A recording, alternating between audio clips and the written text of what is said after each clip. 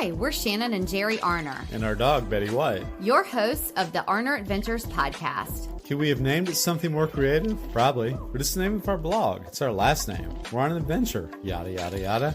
After owning our own business, working 24/7. And don't forget a mental breakdown in between. We made a lifestyle change and decided to make the most out of life. We sold our house, most of our belongings, downsized, and moved to the coast. We live life minimally, but fully. We live each day as an adventure. This show will help you learn how to live life more fully, with more intention, by experiencing more, and with less stuff.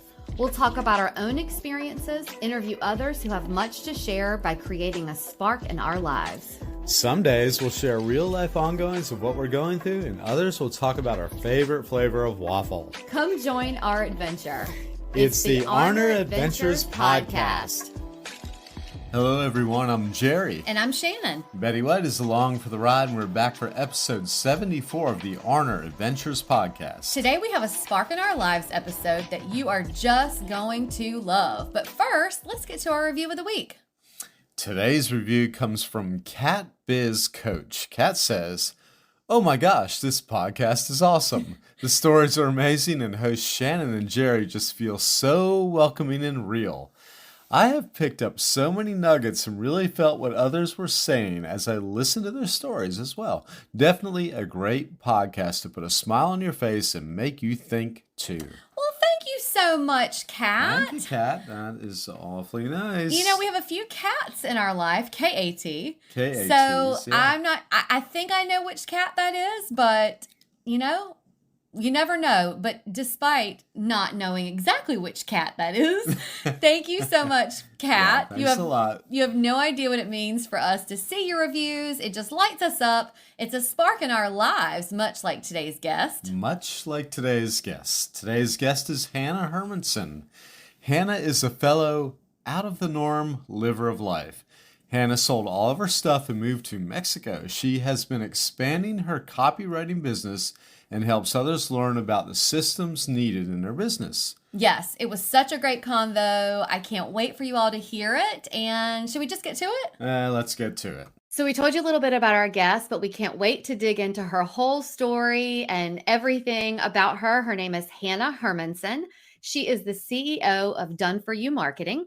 As a life and business coach for years, Hanna gained deep insights and intuitive knowledge about what motivates people to take action. Hanna and her team of expert copywriters combine these insights with creative copy strategies to scale coaching businesses so that they can all enjoy more freedom. We can all enjoy more freedom in our lives. So we're excited to hear what she can do. Hanna's work can be found in Forbes, Thrive Global, and her book, Dream Life is Real Life, on Amazon. Hanna currently lives in Merida, Mexico. And when she's not writing or strategizing, she can be found carb loading for half marathons or frolicking the beaches of Mexico with her husband and Labradoodle. Hanna, thank you so much for being here. Yay, it's so fun. I feel like we already have so much in common. I know, we really do. Everyone's going to be so excited to hear your story. So before we get into anything, you're in Mexico right now, right? Yes, like it's the dream. Yeah. It is the dream. And I know that so many people have sort of aspirations in their head of doing what you did and similar to what we did. But I would love to know, because I know that you sold everything to go to Mexico, correct? Yeah, a couple of times actually. Oh, okay. So I would love to hear that story first, like about selling your stuff. Can you walk us through that, what that whole process was like? Yeah, I am just such a minimalist. Like stuff is the thing that drives me nuts. Like even like trinkets and those sorts of things. Yes. So I've sold all of my stuff 3 times now. I'm currently in another like accumulating phase. Mm-hmm. So, you know, I think my whole family has like a timer on how long until I'm like, all right, we're going to blow everything up and restart again. But the first time I sold everything is when I decided to leave my 9-to-5 career as an academic advisor at the University of Wisconsin to move to San Francisco to pursue an opportunity in the yoga and wellness space, which was freaking crazy, by the way. Like, why would I leave my nice university, 401k, Toyota Corolla, cubicle life. I get it. Pack everything into 5 red Rubbermaid containers and go to the most expensive city in the country at the time, San Francisco, Oh yeah. to like follow joy and sunshine and like work in coffee shops. It just like made no sense to friends and family in Wisconsin. But that was the first time I walked in, gave my 2-week notice, started packing, started donating, and truly felt like I was starting a new life. Like I'm someone who is pretty connected to like energy work and just this idea that the more stuff that we have physically, the more stuff that probably means we have in our mind and in our bodies even. So I felt this like rebirth, this recharge, and I get to San Francisco and there's still work to be done there. And so I spent time building a coaching business while also doing lots of odd jobs like teaching yoga and opening the spin studio at 4:45 a.m. and writing blogs for other health coaches and just doing whatever I could to literally make rent and pay my coaching program, because I knew that there was freedom in a career such as coaching or freelancing. So first of all, when you talked about leaving and who would do that, and the whole, we always use our finger quotes, even though they can't see it, but I'm using finger quotes, the norm. So I'm wondering, when you did sell everything and you moved that first time, did you automatically feel, even though you're having to work to pay your bills and we talk about that all the time, but did you automatically feel lighter though and happier, or not yet? Totally. Okay. Just that feeling of like, space. And I had always had, what people talk about, like the sleeping giant inside of me, that like, I knew that going to that cubicle and shoveling snow off of my Toyota Corolla every day was like not what I was put on this earth for. Like I knew there was something different. I just hadn't really had the example growing up in small town Wisconsin. And so it was when I started connecting with some entrepreneurials through the yoga world, entrepreneurial people. In the yoga world. And then I got exposed to the network marketing side of things. That's really when I thought, okay, I believe that there is something different. And I wasn't put here to just suffer and, clock in and clock out. So I had enough belief and momentum and taste for freedom that it was really exciting to like build a new life and learn something new. And I didn't know this, but I am a travel bug. I didn't know until I started leaving and like traveling and just having just such a thirst for the world and a hunger for experience and expansion. And so I felt that for sure. But of course, there's, I wouldn't, hard pity parties on the couch with wine and hummus as I'm trying to figure everything out and don't have the energy to like put a real meal together. There was those days too. Yeah. And sometimes it would, like, if it's like us, sometimes you're so free. Oh gosh, this is so great. And then you go, what did I do? Like, why, what? And then there's just those moments where you're just left with your thoughts. And then we were able, and still sometimes I think about it, but I'm like, no, I don't want to be like everybody else. So just what this life so that I can enjoy things more. I mean, it's not all sunshine and rainbows, but it is so much lighter and healthier mentally and physically than it used to be. And I would imagine it's the same. Yeah. I remember that feeling of what did I do the second time that I sold everything, because the first time I sold everything, there was very much a like routine, and I put myself into some like work and like this like making things happen mode. It felt like I had a lot to figure out and a lot to explore. I mean, both building a business and learning a new city was plenty to kind of occupy my mind. But after about 2 years of doing that, my then boyfriend, now husband, and I decided that we wanted even more freedom, and we were craving digital nomadism, because I did get the business to a place where I didn't need to go clock in and clock out at the gym or do these other things. He was a 7th grade teacher in San Francisco, which unfortunately is an easy income to replace. Teacher salary, right? Yeah. So we had found ways to support ourselves without our traditional job. So why were we just sitting in San Francisco paying high rent all of the time? Yeah. So in 2018, we decided to again sell all of our stuff in San Francisco. This episode is brought to you by Liquid IV. We've been using Liquid IV now for over a year, and what a game changer. It is, especially if you don't feel like you're getting enough water in each day. Liquid IV is a hydration multiplier. It's a powder in a packet with so many flavor options. Pina colada and the strawberry are probably our faves year round. You can take them wherever you go. Or like you do, Jer, you make a big water pitcher every day and drop some packets in that pitcher and mix it up, right?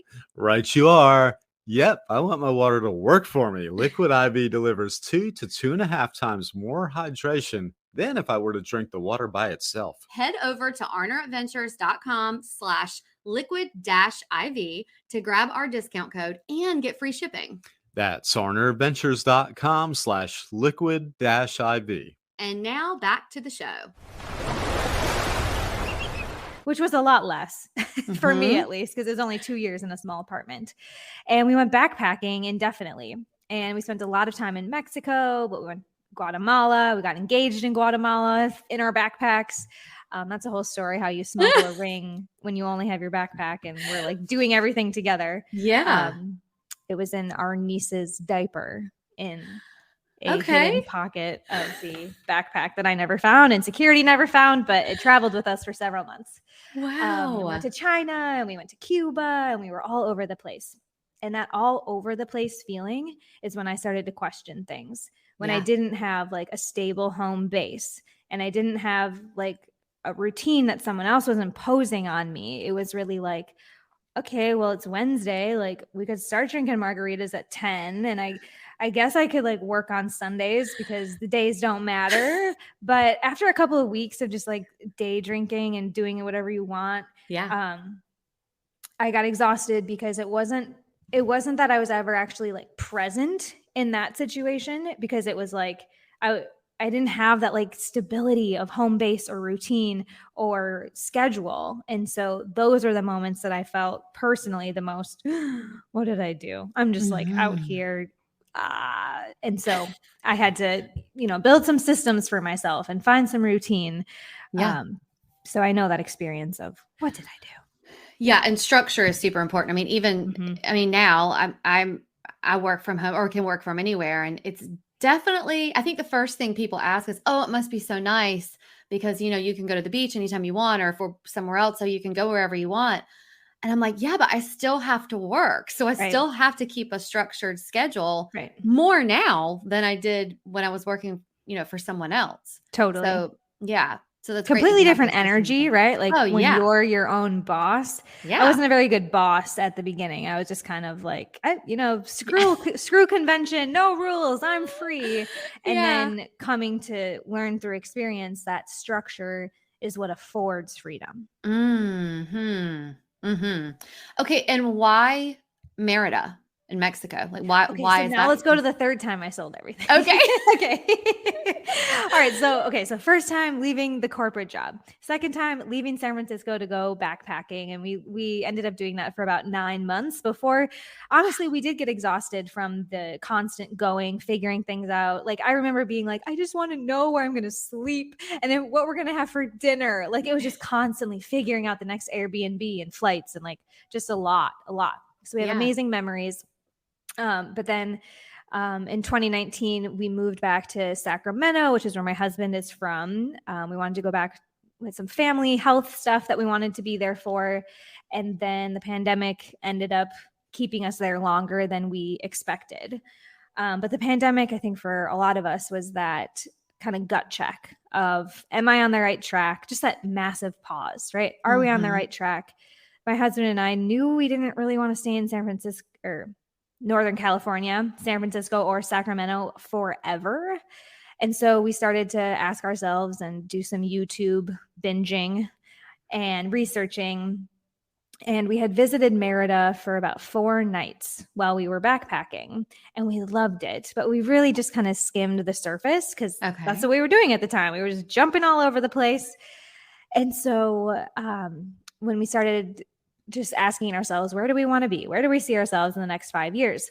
Merida kept coming to mind. And I'm someone, like I said, who I like to kind of trust that inner knowing, or my heart has some good data in it. And so that gut feeling kept coming up. And so then I took it into the research mode and the YouTube binging and the blogs. And we kind of had our checklist, have to have good Wi-Fi. With traveling so much, I definitely learned it is not fun to have spotty Wi-Fi and wonder if your podcast is going to happen or not every single day. So good Wi-Fi was top of the list. I wanted to be close to the beach, but he wanted to be somewhere that had culture and like some city things that we could walk to, because we had lived on the beach before and honestly gotten bored. So we had like a very clear checklist of kind of what we were looking for. And Merida kept checking all of the boxes. And the more that we researched, we started connecting with some people down here. And I was like, okay, those are our people. Wow. Thank you, internet and Zoom and all of that. Yeah. And so in 2021, we said, okay, well, let's just give it 6 months. And this time we didn't sell everything. We got a storage unit. His parents kept a lot of our stuff, and we did a 6-month trial. Okay. And that was 2 years ago. And we are now buying a home here. We've sold everything in the storage units. And we're, like I said, on to this next phase. Yes. Of having a home base in a place that feels like vacation. Like there's so much to adventure, but I know where I'm sleeping every night. I know how to make dinner in my kitchen, those kinds of things. Yeah. That's a great story. I'm also curious, maybe the first time, I don't know, were your friends and family, did they think you were nuts? Yeah. My poor parents, honestly. I mean, I put them through so much between quitting jobs and moving, and no one in my family except for one aunt who went from Wisconsin to Berkeley for college and then moved to New York City to work in the Twin Towers for a little bit. No one has left. And it makes sense. They love it. They love the seasons. They love being within driving distance of each other. Like you're starting to experience with family. Like they're all there, and they've always been in Wisconsin. I mean, my parents didn't even have passports until they decided they were going to come visit us, which is yet to happen. So it's been 2.5 years, and they're like slowly warming up to the idea of even coming to visit. Right. Did they get their passports? Yes. Okay. Yes. Okay. Well, we're another step closer. Yeah, but I have a pretty vivid memory. It was actually Valentine's Day 2020, because we thought we were going to be moving a lot earlier, but then the pandemic gave us even more time to really make sure that we really wanted to move to Mexico. So it was Valentine's Day. Called my parents, and they were just having such a nice night, making a dinner, going to do a nice thing for Valentine's Day. And I had let them know, well, we are really getting serious about this move to Mexico. And I definitely ruined their Valentine's Day because it doesn't compute. Like, why are you constantly putting yourself in danger's way? Like you're changing all of the time. Again, having the travel bug, like you don't know it until you know it. Yeah. Oh yeah. I love where we live. I love, knowing where I'm going to sleep every night, but I can be here for a few weeks. I'm like, okay. Oh yeah. I gotta go somewhere. Oh yeah. And it could be anywhere. I just need to see new things. I need to experience new things. And we could talk about the advantages of travel all day long, but I love your story. So now let's switch over to when you started your coaching business and marketing, all of that. And so I know that, and you mentioned the blog already, but did you started writing at age 4, right? Yeah. Okay. I was a nerd. Did you ever think at any time, probably not at age 4, but did you ever think about on down the road, this is going to propel itself into a career, or I'm just going to keep this as a hobby? Or now you're doing copywriting. So I'm just curious as to what your thoughts were with that. I mean, does anyone come on the show and they're like, yep, clear linear path? No. I knew. Of course not. I had no freaking idea. I was just like following either, what I was told to do. That was the first 25 years of my life, like get a degree, do the things. And I so much listened to what you're supposed to do that by the time I graduated college, I was like, well, there's no next step. Like I did everything. So I guess I'll just stay here and become an academic advisor.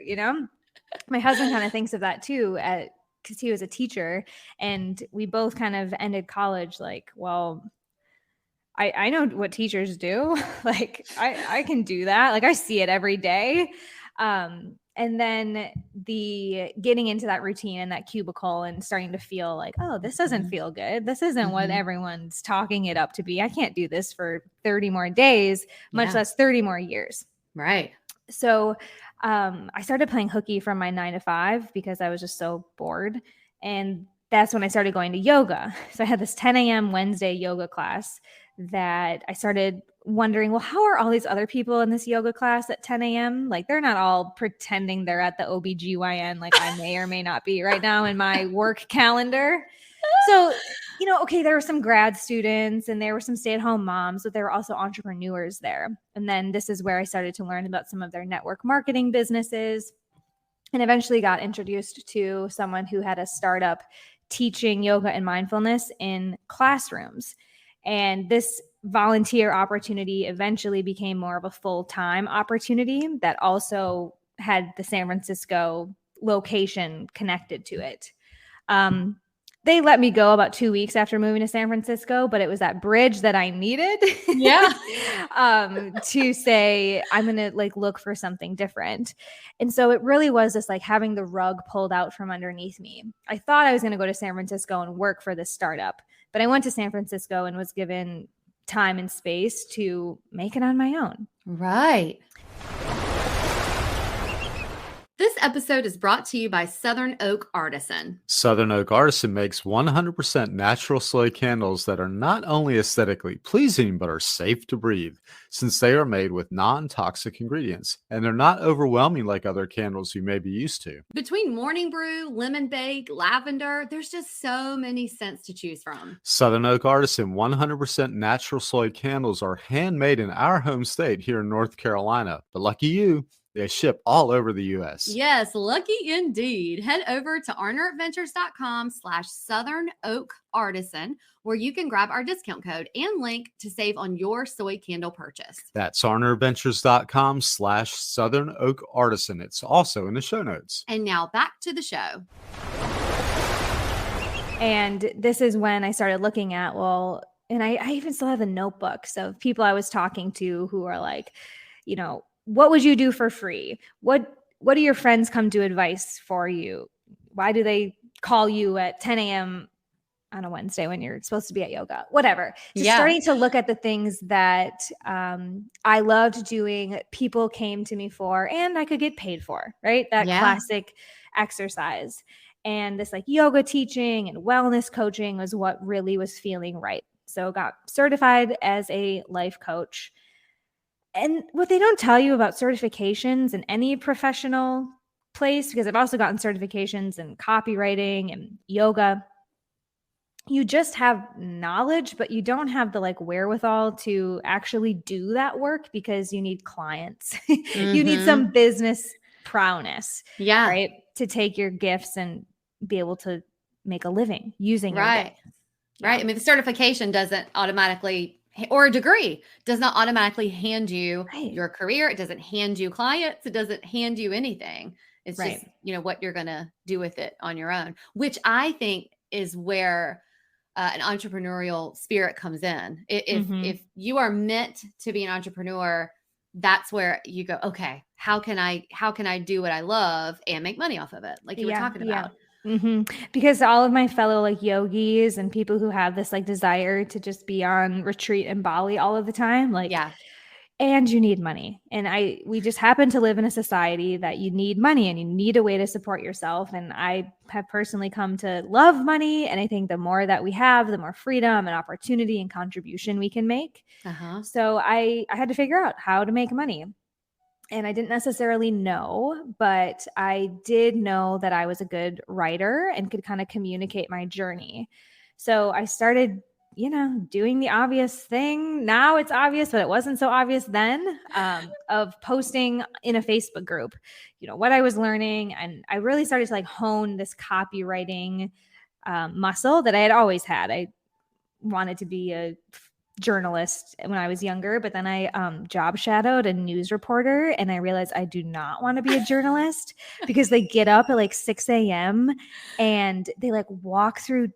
I mean, dog parks are great, but we went to this dog park that had like a feces issue. And this was the story we were going to report on. And I was just like, and we ate Culver's. I don't know if you're from the Midwest. It's like the ice cream. It's a really good, yeah, exactly. And burgers and stuff like that. Yeah, but we just got the ice cream for lunch, like in this news van. Anyway, I didn't want to be a journalist after my job shadowing experience junior year, but I always liked writing. And there was like something in me that I was like, oh, this is like an opportunity to kind of like journalize my life and what I'm learning.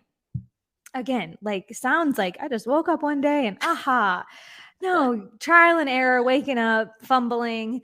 But eventually getting clients just from what I was sharing online.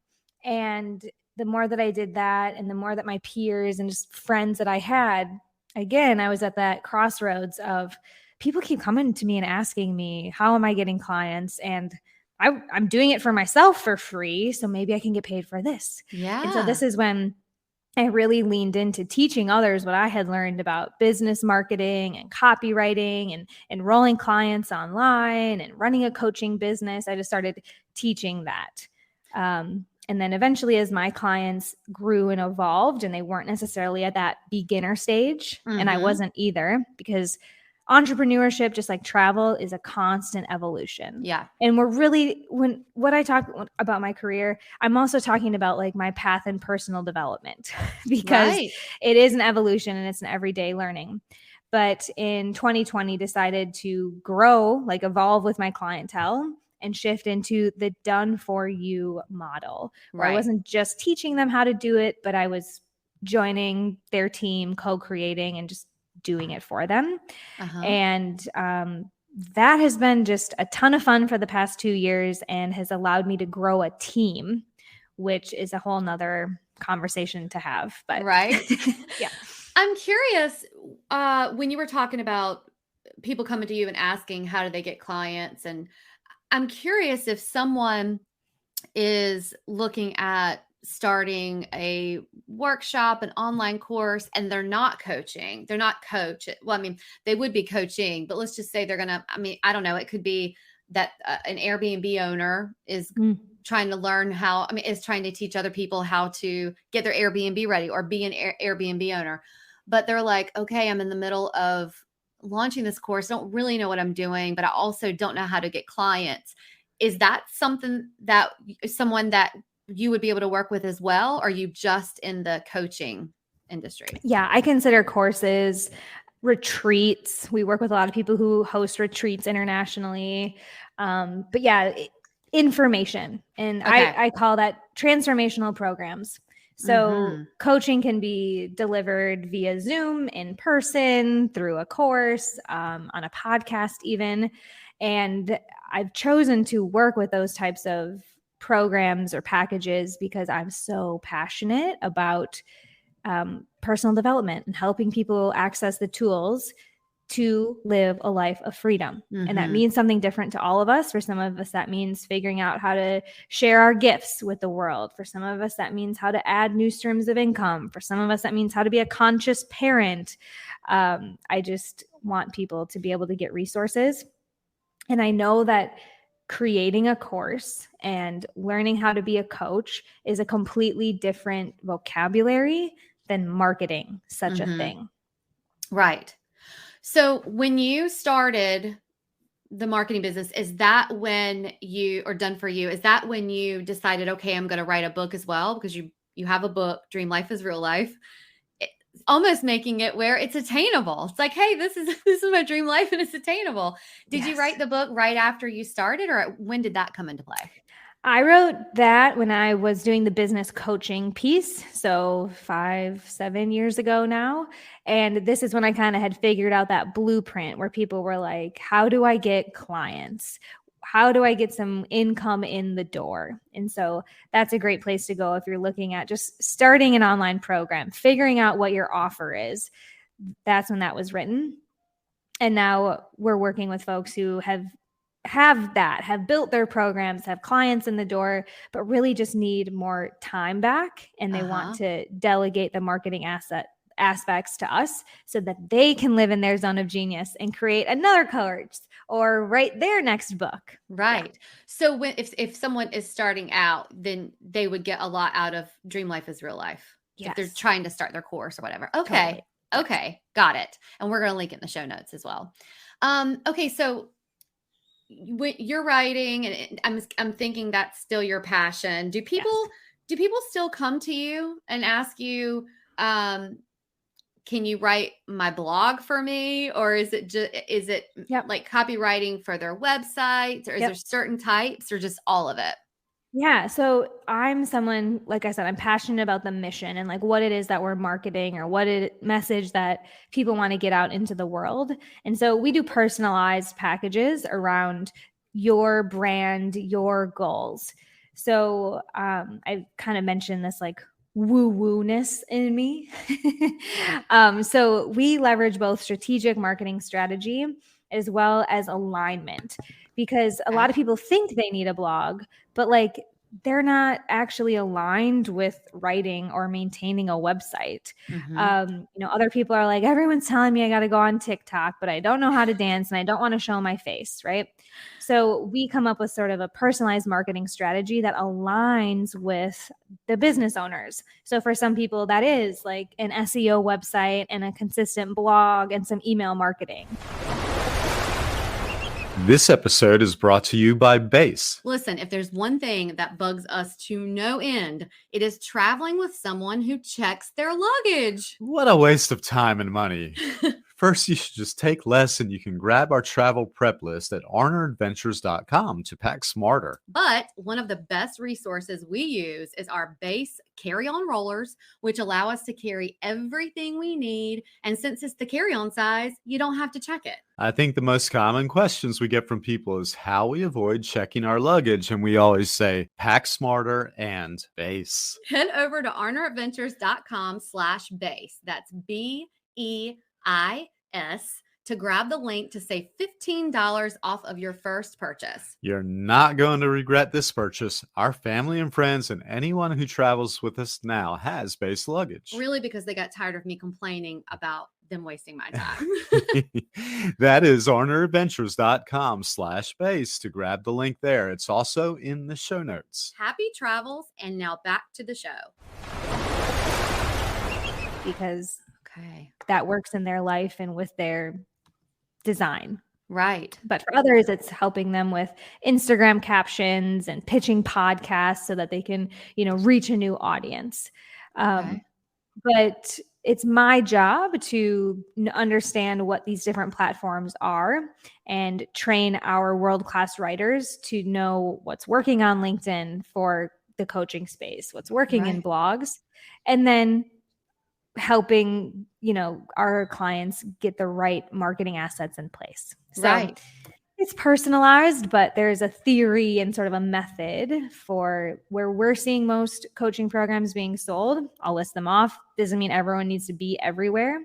Websites, great to have. Mm-hmm. Blogs, yes. LinkedIn, and there's so much you can do on LinkedIn. Articles, posts, connection requests. Facebook and Instagram a little bit, but it's becoming less and less of a place where people are actually buying. I think you see that. It's more of just like education and here's Betty White. Yeah. Here's my dog. Here's my sexy beach picture. Right. And then the other place that we're really seeing people gain traction is in hosting experiences, whether that's in-person retreats or online challenges, or what we do in our business is an open house. So we invite people in to see our process and how we work with people. But really, it's about building that funnel. So wherever people are going to start and then the actions they're going to take to eventually buy from you. When you say open house, you mean physically?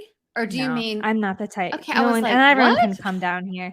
And also, it's been kind of interesting, Shannon. Like, the more that I've actually lived in Mexico, the less I'm like, everyone come, Mexico's the best place. I'm really like, yeah, I mean, if you're here, like I'll meet up with you, but I love having my home base. I love having a virtual business. Mm-hmm. I know. So open house is just our, fun and exciting way to invite people into our Zoom room and show them around exactly how we do work, because all of my work is virtual. Love it. Okay. And then I wrote this down so would not forget to ask you this. Hosting experiences. So if someone has, they're flowing, they're doing okay, but they're like, I really want to do a conference or a retreat. That's something you can help with? Yeah. The marketing piece of it. Yeah. So okay. A lot of our clients are coaches, and so they'll have like year-long programs or masterminds, but then they want to host a retreat for all of those people to get together, and past clients to get back into their world. And of course, retreats, I mean, I go on at least one a year vacation, but also, raw vegan farms in Costa Rica that like, I don't eat like that every day, but it's an experience I want to have. Yeah. So we see those kinds of experiences being productive for creating new business or just supporting your existing business. And yeah, we've marketed yoga retreats in Costa Rica. One of our clients has got a thought leadership workshop coming up in Virginia. I'm all about it. So okay. And it sounds like you do all parts of the world then. Yeah. Okay. Yeah. Okay. I don't personally. Our clients do. Yeah. And I should have said that. But with that being said, since you are running a virtual business, it really does open up. If anyone's listening, they can work with you, correct? Yes. Okay. And they speak English. Yeah. Okay. We have had requests to like write in Italian, and I'm like, oh gosh, not yet. I don't have an Italian speaker on the team yet. Yeah. Oh, that's awesome that you've got this team, and it sounds like it presents values for a wide variety of people. I mean, where are they, like you said, where they are in the funnel, and it's wonderful. Okay. So, you've told us about what Done For You offers. What do you see sort of in the future do you have plans of expansion? And sounds like you want some other people on your team. So what are your goals now?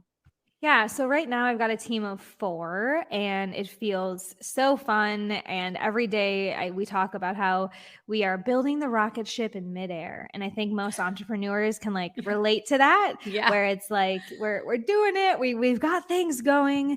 But yeah, we would love to add even more services into what we're doing. And I think maybe I've said this somewhere, but I'm a quality over quantity type of person, like when it comes to stuff, when it comes to business. And so we're really interested in continuing to get our clients great results and starting to add in more ways for them to expand their brand awareness and their marketing. So I mentioned our bread and butter is really websites, emails, and funnels. And we would love to be able to help with some of the tech and some of the business scaling that we find our clients needing to move into. Okay. So one of the offers one of the new things I'm going to be offering this year specifically is what I'm considering like the Baskin Robbins Pink Spoon, where it's like a taster. Because with most of our clients right now, we are in their business. We are teammates with them. It's a day-to-day, teamwork of like creating their marketing, because marketing is a daily activity. But this like Baskin Robbins taster is where we're not necessarily committing to doing it all for you, but giving you the annual roadmap. And really what we do with our clients in the first month or two of like, this is where you should show up. These are the puzzle pieces to put in place so people can take the right next actions, and saying it's more of a consultancy, right? More of like, if you have people on your team or your teenager is home for the summer and they want to make, they want to write blog posts or whatever, here's the roadmap that we recommend you follow. So that's something we're offering this year, and focusing on continuing to serve our VIP clients at the highest level. I love that you are presenting the option for autonomy. It makes me think about, and if anyone is in this sort of spinning wheel, they can take heed to this, that it is, I remember when we would first work on our website, or even someone else would, get a website started, or even the corporate world.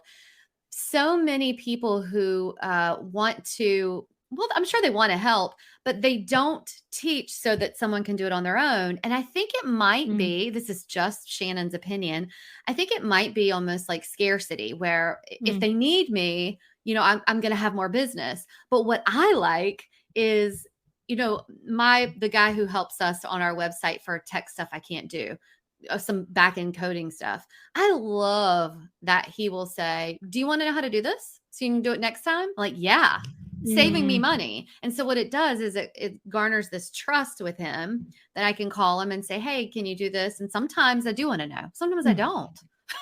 Yes, but I love that you said that. It's like giving someone autonomy. And I feel like it makes it more valuable when you can learn to do it yourself too. Yeah. And there's definitely a stage in business building where you gotta know, right? You can't just like drive by, delegate, and say, okay, I have this person like doing it all for me, but I don't necessarily know, like how to upload my podcast. I actually don't know how to do that.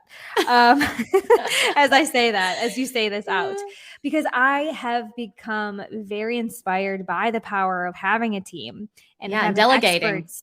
Yes, delegating and having experts by my side, because for a long time we talked about this like figure it out era where it was figure out Airbnbs and dinner and hustle to get clients. Like, oh my gosh. And that leads to burnout. And I was an entrepreneur who also got kind of fed up after a few years. And it's really interesting. Like we set these income goals, or at least I set income goals. And it's been really fascinating over every year, watching how that becomes less and less interesting to hurry up and like hit this income goal, but how I'm much more interested in the journey to sound cliche.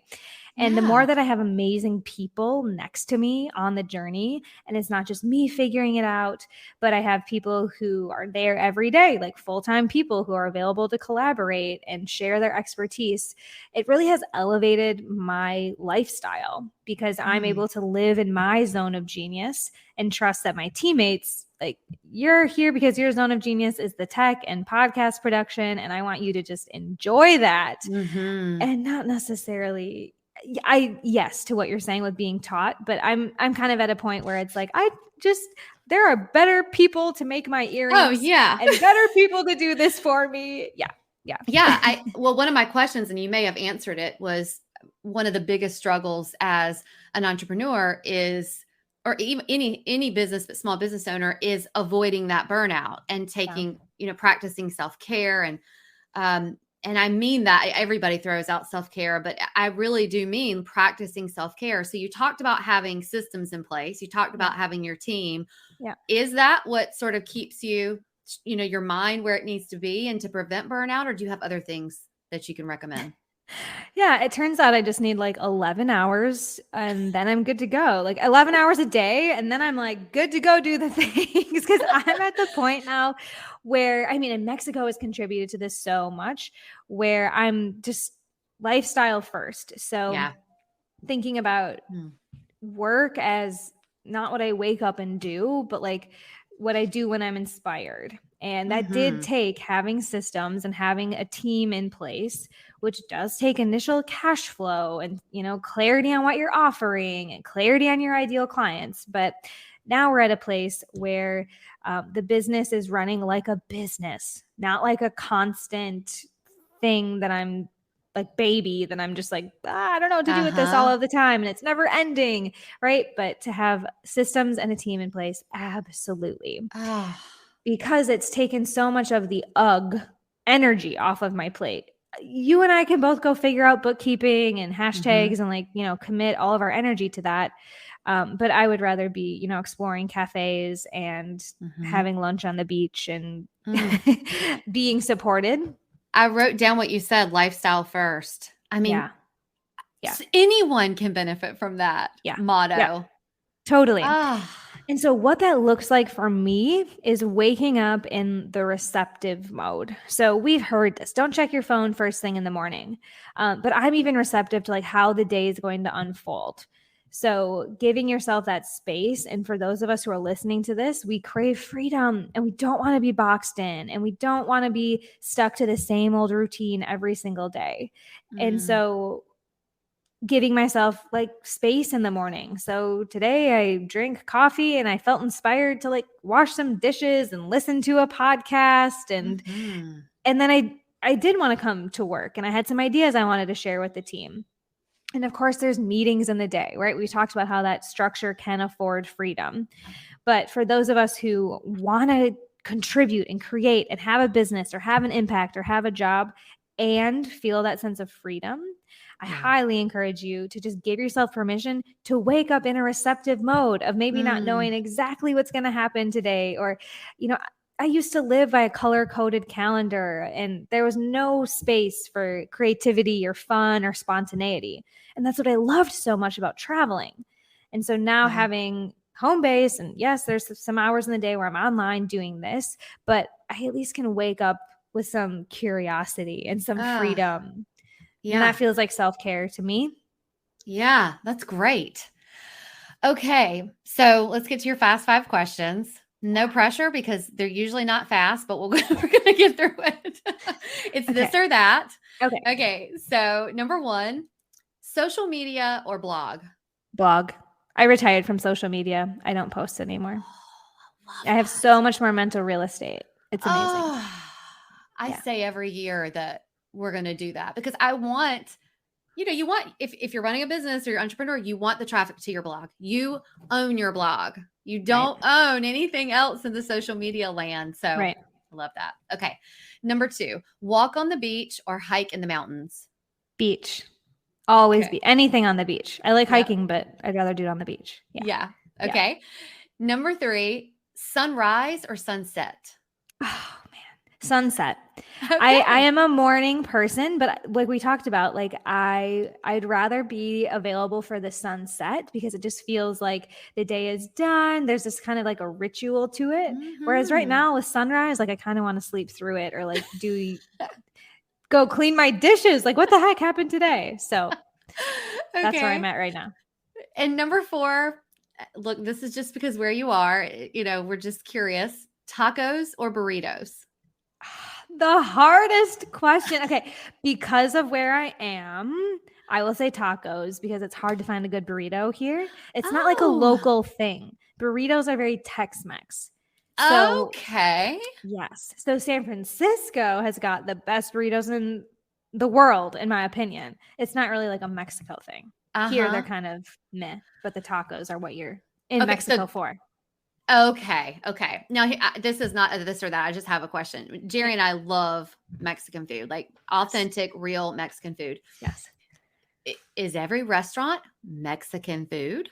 Or is it like, when you live in Mexico, are you always eating typical quote unquote Mexican food? Or are you having something else? I don't know. Like what is? All right, here it is. Here's the honest truth. I'm super bougie. Like my husband could eat at a taco stand all day, every day, just sweat and sauce, like rolling down his elbows. And like, I love that. And I can do that. But I also love that we have like Michelin star restaurants here and a very nice Italian wine place on the corner and sushi down the block. So Canada is this place where you can really get all the cuisines. And there's a time and a place for it all. Yeah. It sounds wonderful, but no one move there. We don't want you to move. No, it's all good. It's all good. Just make sure I have my 11 hours of alone time every day. No. Okay. And number 5, Jerry thinks this is a super important way to get to know someone is ketchup or mustard? Mustard. Okay. Yeah. Is mustard a big thing in Mexico? I'm curious. No, but it is in Wisconsin. Yeah. It's a very like pretzels and mustard, beer, cheese. I'll say cheese. Yeah. Yeah. Okay. Yeah. Okay. And I'd rather have salsa than ketchup. Like ketchup is fine, but like salsa. I could live without it. Mustard and salsa is what's in my fridge. Yeah. Do you make your own salsa? We do. Sometimes. Yeah. Okay. I've never made my own salsa, but I want to. Yeah, no, it's way easier to just buy it. Yeah.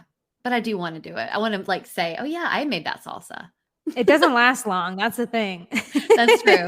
Yeah. Okay. And the most important question we think, and that we ask all of our guests is, Hanna, what does a life well lived mean to you? I think it's about following your heart. So the things that we were talking about here today that like didn't make sense to other people, to keep, stripping down to the bare minimum and traveling in our backpacks, and all of that is because there was a dream in me. There's something in me that is different. And it's not about checking the boxes or following the certain path, but like living with where your heart guides you. That's what it means to me. Oh, I love that. I think that what is one of the most special, and we're all always trying to improve, right? We're always trying to do better. And that's what means so much. But I love when someone answers that the way you did, in that they have pretty much already landed in what a life well lived is. And I think that's so powerful. Yeah. Yeah. And the frustration or the angst or the, why am I doing this? Like I've learned that all of that is just contrast. Great. Okay. So it's not this. So that is the opportunity to, not beat yourself up, but just know there's something different. And we didn't, in my opinion, we didn't come to this version of Earth School to suffer or try to be someone else or to have things feel heavy and hard. I really think we came here to like play and have fun and figure out what excites us. Like those are the feelings that I look to bring more of, and it's all an experiment. Yeah. Well, please tell our audience where they can find you if they want to get connected with your offerings and work with you. Yeah. So dreamlifeisreallife.com is a great jumping off point, especially if you're just getting started and you want some inspo or you want to check out the book. And then dfycopywriting.org is where you can learn more about our marketing services and the strategy that we do behind words on the internet. Right. It's really what it is, isn't it wild? Yeah, it is wild. Well, I love that. We're going to link all of that down in the show notes. And Hanna, I cannot thank you enough for being here. This was a wonderful, beautiful conversation. Thank you. Of course. My pleasure. Thank you. Well, was that not a wonderful conversation, like I said, or what? That definitely was. I mean, it's so neat. You hear so many people who have these sort of dreams and aspirations, and for somebody to hear that somebody just did it. Right. She did it. Wow. She did. Very cool. We always feel like we are living out of the norm. I'm using my finger quotes like I talked about in the podcast. And, we just always kind of had this idea that we really wanted to live by the coast and just thought, oh, one day. And things got to a point where we really didn't have much of a choice as far as like, okay, we just got to do this or we're just going to break down completely. So it was kind of forced a little bit in a really positive way for us. But I'm so glad that we made the decision. It was still a decision. I'm so glad we made the decision we did. And I do feel a little bit of a kindred spirit with Hanna, hearing that she just did it. Well, yeah, and I think when we talk to somebody like her, it kind of reinforces the positiveness of what we did. The value we got from it. Yeah. Also, I love how she has pared down 3 times, and the fact that stuff bothers her. Like, she just doesn't want any stuff. And I just love that. Imagine that. We pare down about every month, I'd say. Paring down is essential. That's right. Definitely, yeah. If this episode resonated with you, or if you know of someone who would benefit from anything we talked about today, or any episode, our guests, or anything, please share it with a friend. It's a great way of supporting the podcast and us, and we really appreciate it. Another way of supporting the pod is by leaving us a 5-star review or rating on the platform you're listening to us on. Oh, and go ahead and hit that subscribe button because that also supports us. We would love that. You can always find us, links we refer to during the show, and any of the podcast sponsors at arnerdventures.com or linked here in these show notes. And until next time, enjoy that journey you're on. We're wishing you lots of adventures. Adios. Arrivederci. Au revoir. Adios. Sayonara. Auf Wiedersehen. Dos vidaniana.